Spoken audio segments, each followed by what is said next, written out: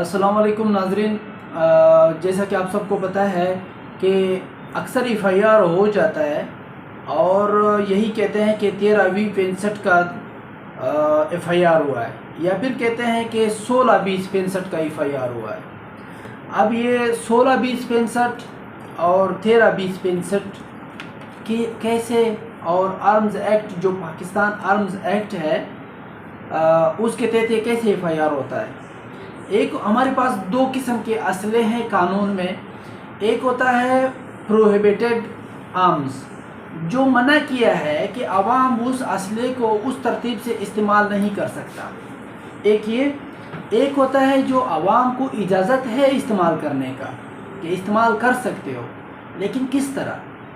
13/20/65 जब भी आपके ख़िलाफ़ 13/20/65 का एफ़आईआर होता है तो इसमें मसला ये होता है कि आपके पास असला तो था, इस्तेमाल तो कर रहे थे आप, वो नॉन प्रोहिबिटेड असला था, मतलब मना नहीं था, वो आप इस्तेमाल कर सकते थे। पर उसमें मसला आ रहा है कि आपके पास लाइसेंस नहीं था उसका, बग़ैर लाइसेंस के आप इस्तेमाल कर रहे थे।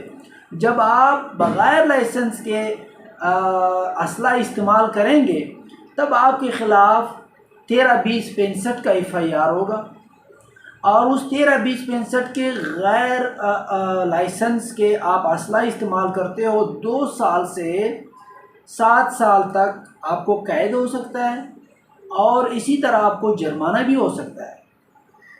इसी तरह फिर जो प्रोहिबिटेड आर्म्स है, जैसे उसमें ब्रस्ट है या फिर स्नाइपर है, इसी तरह के ये आप इस्तेमाल करते हो, बड़े बड़े गन जो मना है, आवाम इस्तेमाल नहीं कर सकता, वो अगर आपके पास से पकड़ा जाता है, उसका फिर आपको क्या सज़ा है। उसको 4 साल से लेकर 10 साल तक प्लस जुर्माना भी आप हो सकते हो। 4 साल से 10 साल तक जो इजाज़त है आपको इस्तेमाल करने की और लाइसेंस नहीं है, वो 2 साल से 7 साल तक, और जुर्माना भी हो सकता है। और जो मना किया गया असला है आप फिर भी इस्तेमाल करते हो, वो 4 साल से 10 साल तक आपको कैद हो सकता है, प्लस जुर्माना भी हो सकता है। अब इसी तरह 16/20/65 का भी एफ़आईआर हो जाता है कि 16/20/65 आपके ख़िलाफ़ कब होता है, क्यों होता है, और उसकी सज़ा क्या है। आपके पास असला भी है, आपके पास लाइसेंस भी है, फिर भी आपके ख़िलाफ़ एफ़आईआर हो जाता है। वजह क्या है? वजह ये होता है उसमें कि आप वो असला और वो लाइसेंस आपका नहीं है, आप किसी के असला को इस्तेमाल करते हो और किसी का वो लाइसेंस है, और उसकी इजाज़त के बग़ैर आप असला इस्तेमाल करते हो। आखिर में मैं आपको इस वीडियो के आखिर में आपको एक बहुत दिलचस्प मालूमात दे रहा हूँ, ज़रा सुनिए वो भी इस टॉपिक को कंप्लीट करने के बाद। इसी तरह 16/20/65 आपके ख़िलाफ़ तब भी हो जाता है कि आपके पास लाइसेंस भी है, असला भी आपका है, पर आपने वो असला उस दुकानदार से नहीं लिया जिसके पास गवर्नमेंट का लाइसेंस है कि वो असला बेच सकता है। एक आम आदमी से आपने वो असला लिया है, तब भी आपके ख़िलाफ़ 16/20/65 का एफ़आईआर हो सकता है, और तब आपको जुर्माना और कैद कितना होगा, 3 साल तक आपको कैद हो सकता है।